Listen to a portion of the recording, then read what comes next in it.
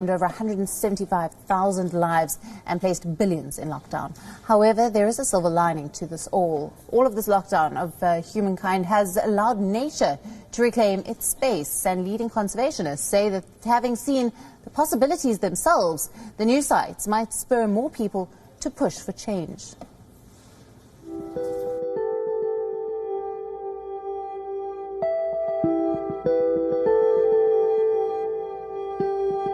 For the first time in 5 decades, our planet is getting an opportunity to heal itself. Air pollution levels are at the lowest they've ever been. At long last, animals are roaming around freely.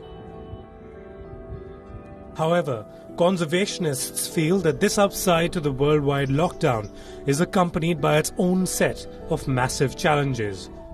Award-winning wildlife conservationists and filmmakers Dereck and Beverly Joubert are very worried about the impact of lockdown on poor communities.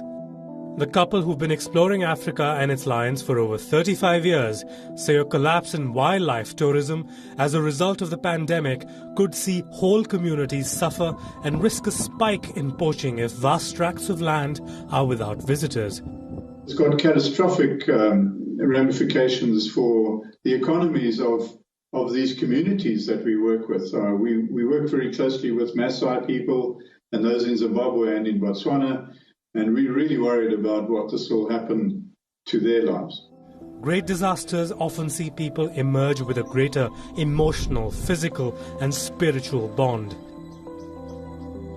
And the Jouberts hope this time around it would extend to ecological intelligence as well. South Africa has reported the second highest number of cases across the continent. With over 3,460 cases, South Africa is second only to Egypt, which has nearly 3,500 cases of COVID-19. As of now, over 24,000 cases have been reported in Africa, with nearly 1,200 people dead. If COVID-19 explodes across the continent, it'll be very hard to contain.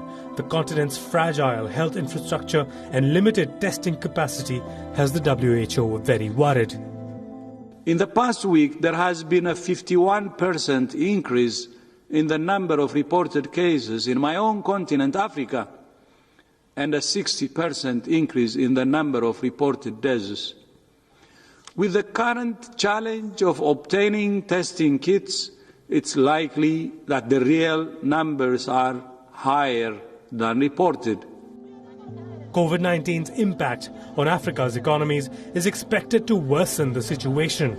Even in a best-case scenario, growth is expected to slow down to 1.8% from 3.2%. Even a 1.4% drop in growth rate could end up pushing close to 27 million people into extreme poverty, and the kind of communities that the Jouberts are associated with might not be able to recover from that. Bureau Report. We on World is One.